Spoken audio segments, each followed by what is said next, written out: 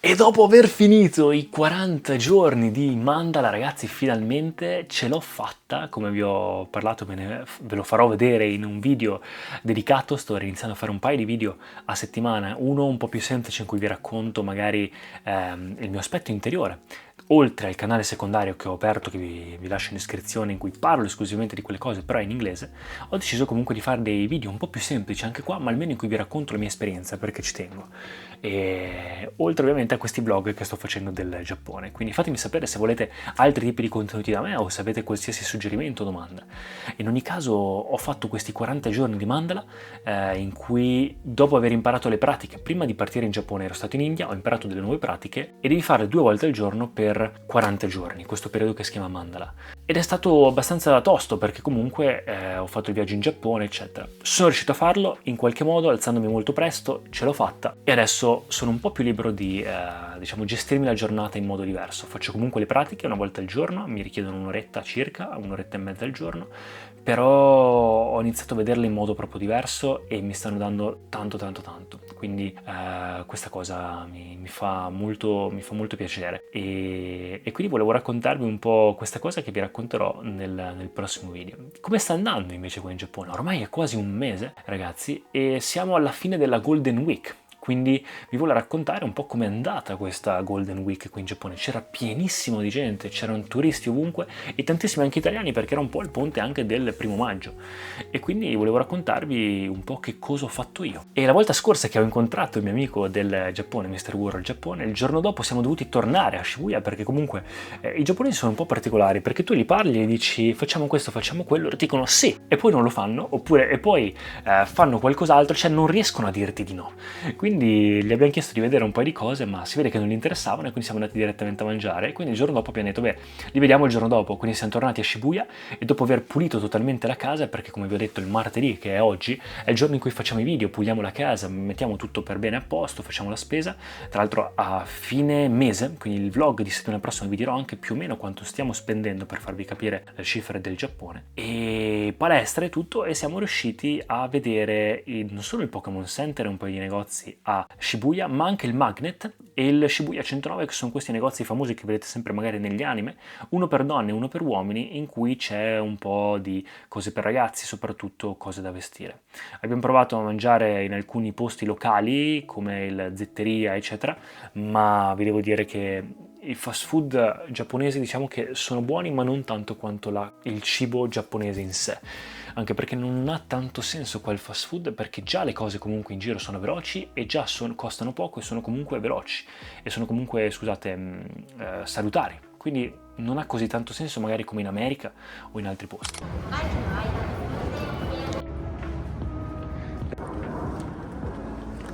Il giorno dopo invece ci siamo incontrati con queste altre content creator che lavorano anche loro sui social e parlano tutte gente che fa magari viaggi in Giappone da tempo, che fa dei tour in Giappone, quindi abbiamo un po' scambiato queste idee anche su come la vita in Giappone, gente che abitava qua da tanto tempo, ci hanno dato tanti consigli, quindi vivendo un po' la vita più da local e anche imparando da loro. E siamo andati in questo posto, non so se avete mai visto, Nana, è un anime molto conosciuto, e praticamente c'è questa ambientazione che è questo bar, il bar Jackson Hole, e un po' distante, un'oretta da Tokyo, che è sempre Tokyo comunque, un'oretta dai posti diciamo principali, e c'è questo bar che è da dove è stato preso diciamo parte dell'ambientazione dell'anime, quindi hanno voluto mangiare lì e siamo andati lì a mangiare.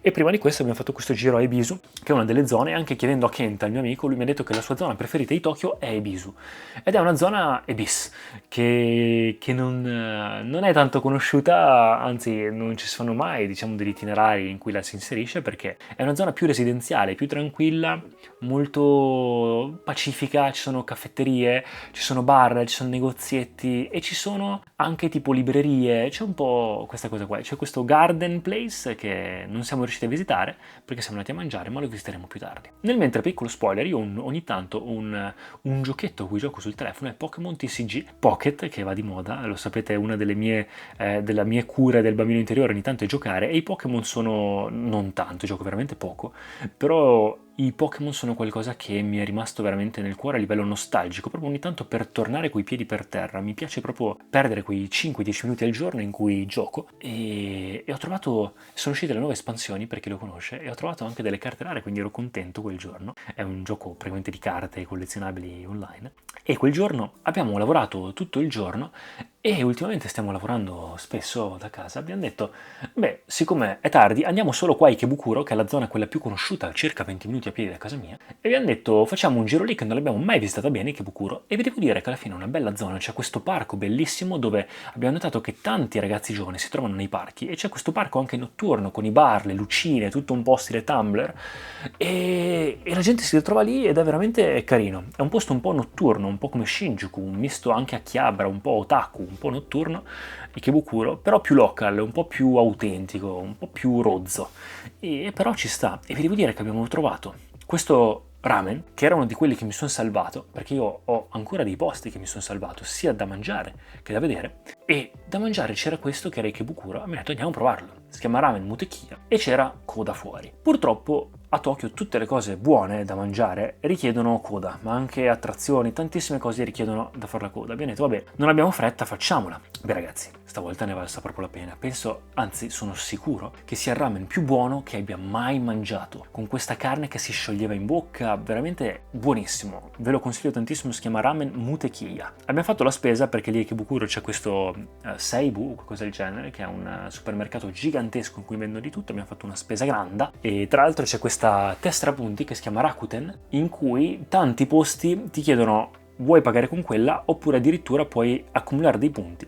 Solo che io, dato che non sono residente, tante cose come l'abbonamento in palestra, la SIM card, come vi dicevo all'inizio dei vlog, queste cose qua non posso farle perché non ho un numero di telefono giapponese, non ho la residenza qua. E quindi tante cose io abitando e non abitando qua, a una via di mezzo, non riesco a scaricare le app giapponesi perché non ho il numero giapponese, quindi non posso fare la SIM, quindi non posso fare tante piccole cose, è un po' un disturbo. Quindi quando verremo magari qua per più tempo riusciremo a fare questa cosa, ma qua stando una via di mezzo, questi 3 mesi è un po' così. Quindi in qualche modo non si possono fare le Rakuten Point per fare questi punti per la spesa e tutto, per i combini eccetera, anche il cibo spesso, ma sono riuscito a farlo in qualche modo con un numero un po' così, insomma in qualche modo online sono riuscito a farla e quindi sto accumulando punti anche con quello. Tutto ciò senza sapere cosa sarebbe successo il giorno dopo, perché il giorno dopo abbiamo detto beh, andiamo a farci un giro, volevamo fare un bel giro lungo il giorno dopo, solo che abbiamo visto fuori e pioveva. Mi ho detto vabbè, piove ma comunque andiamo a farcelo un giro lo stesso. C'erano queste 3 zone, diciamo abbastanza vicine una dall'altra, dove si camminava 10 minuti, un quarto d'ora una dall'altra e volevamo vedere le zone comunque più local. Stiamo vedendo adesso tutte le zone un po' più local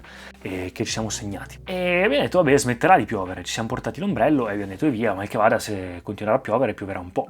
E siamo andati in questa zona che si chiama Nippori ed è una zona, diciamo, dove c'è un focus sulla sartoria e sui tessuti. Quindi tu vai lì e tantissimi negozi sono proprio su quello. E ogni zona di Tokyo ha un po' un focus. C'è il quartiere dei manga e degli anime come Akihabara, c'è il quartiere notturno come Shinjuku, c'è il quartiere dei negozi come Ginza o Aoyama o Omotesando, c'è il quartiere questo, c'è il quartiere per la cucina, quello per gli strumenti musicali, un po' di tutto. E questo è il quartiere della sartoria. Non solo è iniziato a piovere tantissimo, ma ci siamo completamente bagnati e per fortuna c'era anche questo, uno dei posti da vedere, era questo cimitero, quindi dava anche una bella impressione con questa pioggia, era tutto molto tema, e quindi non siamo riusciti a vedere le altre zone che vedremo in futuro. Questa Fabric Town l'abbiamo vista, ma abbiamo detto vabbè, ci prendiamo una pizza, andiamo a casa e assaggiamo una nuova pizza, quindi abbiamo assaggiato la pizza di Domino e l'abbiamo portata a casa.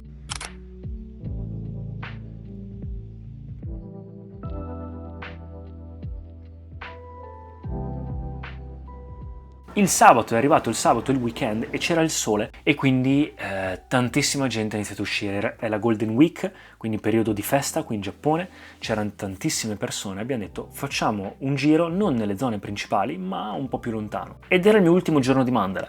quindi mi sono alzato presto e ho detto vabbè, la sera farò il secondo turno di yoga e vedremo dov'è, oppure lo farò in giro. Spoiler, l'ho dovuto fare in giro nel parco, quindi il mio ultimo Shakti Chalamekriya l'ho dovuto fare in giro e ci siamo fermati in un posto per farlo. Inoltre dal giorno prima avevamo ancora le scarpe completamente fradice e quindi ho usato quelle che avete visto nel vlog, 2 vlog fa, in cui mi hanno regalato per il compleanno le Birkenstock Arizona, no? Quelle nuove. Ho detto vabbè, uso queste ciabatte, tanto qua la gente va in giro comunque in ciabatte, me le metto con le calze nere, tutto nero, e in qualche modo ci sta. È stato un errore perché quel giorno abbiamo camminato 24 km, quindi sono tornato a casa distrutto alla sera e io tempo fa, quando facevo nuoto, soffrivo di questa cosa di stress psicofisico che si manifestava con queste macchie sul corpo che si gonfiano e diventano un po' tipo punture d'api. Quando ho iniziato a fare yoga e meditazione anni fa, queste cose sono un po' andate via, nel senso che non ne soffrivo più. E arrivate un po' dall'overtraining, quindi dal troppo allenamento durante il nuoto, durante la palestra, eccetera. E in realtà ogni tanto adesso mi tornano quando non dormo e quando magari sono situazioni di tantissimo stress. Queste erano quelle situazioni, queste scarpe nuove che le Birkenstock anche ti fanno camminare in modo particolare, eccetera. Non riuscivo praticamente a camminare alla sera, perché abbiamo fatto tutto il giorno, alla mattina c'era il festival della primavera al Meiji Jingu, questo posto bellissimo in zona Shibuya, questo parco, questa foresta con questo tempio bellissimo. Poi siamo andati a vedere i negozi a Oyama e abbiamo camminato un step dietro l'altro senza mai prendere la metro da un posto all'altro. Quindi il Meiji Jingu, Harajuku con i negozi, poi Ebisu, quel posto che vi dicevo prima, per finire il garden, quello che non siamo riusciti a fare, e poi una zona che era lì vicino che era Meguro, dove c'è questo fiume famoso dove fanno tutte le foto con i sakura eccetera, ma anche lì da una parte all'altra per vedere i tempi, i templetti, i negozi, c'era tantissimo da camminare. Mi sono comprato da COS questa saccoccia, questo inventario, questa borsa che volevo da un po' di tempo, questa sling, perché vedo che qua tanti giapponesi, anche uomini, si portano queste borse, questi borselli, e dato che voglio portarmi dietro le barrette proteiche, a volte gli occhiali da sole che adesso li ho, tutte queste cose, mi serviva e l'ho comprata, questa qua semplice, ero indeciso se unico costo, ho comprato questa, mi piace molto. Ho provato il Baumkuchen, ho provato un po' di queste cose, i Pino, buonissimi, e abbiamo provato questo ramen a Ebisu o Meguro, non mi ricordo, penso Ebisu, un ramen famoso che si chiama Ahuri, che è un ramen di yuzu, quindi fatto con questo agrume particolare molto molto piacevole. E siccome eravamo distrutti il giorno dopo abbiamo detto beh, distruggiamoci ancora di più, e quindi abbiamo fatto un'altra giornata intera in cui abbiamo esplorato tantissimo, ma era domenica, la Golden Week, e c'era gratuito lo zoo di Ueno. Ueno è il parco, uno dei parchi più grossi a Tokyo, e all'interno ha questo museo, cioè questi musei, e anche, scusatemi, lo zoo. E c'era entrata gratuita allo zoo quel giorno. Quindi siamo andati a vederlo, che volevo vederlo, era nella mia lista. Bello, anche se c'è da dire, magari farò un video dedicato su TikTok o su altre cose riguardo agli animali, perché il rapporto che hanno i giapponesi con gli animali è molto particolare. Lo zoo di Ueno ancora, ma l'anno scorso ero andato allo zoo di Meiji, hanno queste gabbie che comunque le nostre leggi in Europa e la nostra etica ci impedirebbero di farlo così, ma non è che non rispetto gli animali, figurati anche nella cultura shintoista o altro c'è questa cosa degli animali, ma si vede che li vedono in modo proprio diverso da noi. Quindi siamo andati allo zoo, carino, pienissimo di gente, questa giornata piacevole, e poi siamo andati a vedere il Tokyo National Museum, in cui c'è tutta la storia praticamente di come l'Asia ha portato a far nascere il Giappone, poi tutto il Giappone, anche la cultura buddista, i cinesi e tutta questa cosa qua, quindi molto piacevole, molto carino anche quello. E 2 zone vicine, e quello era anche il primo giorno senza yoga la seconda volta, quindi mi sentivo libero di poter mangiare quello che volevo a qualsiasi ora. Le 2 zone che siamo andati a vedere, 3 zone local attorno lì, uno era Ochanomizu, un quartiere, come vi ho detto prima, ogni quartiere ha la sua, della musica, quindi vendevano strumenti musicali, un po' di tutto, e il secondo Okawamachi, che invece è quello dello sport, quindi vendevano articoli sportivi un po' dappertutto. E poi pian piano siamo andati anche a Jimbocho, che è la zona diciamo invece delle librerie, ma era tutto già chiuso perché iniziava a essere sera, lo zoo e il museo ci hanno richiesto tanto tempo, e quindi siamo andati direttamente, abbiamo detto lo faremo un'altra volta, siamo andati a Kanda. Tutta quella zona si chiama Kanda, ma attorno alla stazione è una delle principali delle Yamanote Line. Kanda è questa zona per salaryman, quindi tutto molto business, tutto particolare, e abbiamo mangiato lì, abbiamo vistato un po' quella parte lì, abbiamo mangiato lì da Yoshinoya, una di quelle 3 catene cheap local che vi ho parlato. Volevamo riprovarla perché Kenta, il nostro amico, ce ne aveva parlato molto bene, quindi ho detto diamole un'altra occasione, e vi devo dire non male, anche se poi ho scoperto che Yoshinoya è tra quelle 3 catene quello un po' più costoso. E basta, e poi siamo arrivati a ieri, in cui invece semplicemente quello che è successo è aver messo a posto la casa, aver fatto le routine, le mie solite cose, palestra. Il lunedì ho tutta una mia routine in cui faccio anche canto, uso un bicchiere per evitare di fare gli esercizi di canto e farmi sentire troppo dagli altri, essendo comunque in una casa che comunque è bella insonorizzata, perché non si sente niente dei vicini o di quello che succede fuori anche la notte, molto bello. Però io rispondo ai commenti, ai messaggi, preparo i contenuti, insomma faccio un po' di cose. E alla sera quei nostri amici del mio paese da dove vengo sono tornati, li avevamo incontrati quando sono arrivati a Tokyo. Hanno fatto tutto il giro di Kyoto, Osaka, vario Giappone, e poi sono tornati a Tokyo, quindi siamo tornati a uscire con loro anche la sera, siamo andati a mangiare da Sushiro, catena giapponese di sushi in cui coi nastri. Abbiamo fatto un giro da Chiabra con loro, provato la chiffon cake e siamo tornati a casa. E oggi invece un po' di riposo, piove, in questi giorni qua piove, e quindi ne approfitto un po' per lavorare, per fare cose. L'obiettivo è quello di iniziare a continuare a vedere quei posti che ci mancano da vedere e poi pian piano iniziare a calmarci e a vedere anche cosa fare gli ultimi 15 giorni, perché vi ricordo che gli ultimi 15 giorni non li abbiamo prenotati da nessuna parte, erano dedicati a Okinawa, ma poi abbiamo visto che è la stagione delle piogge, quindi vedremo dove farlo. Ed ecco qua ragazzi, grazie ancora per chi mi segue, per qualsiasi cosa rimango disponibile, ci vediamo al prossimo video.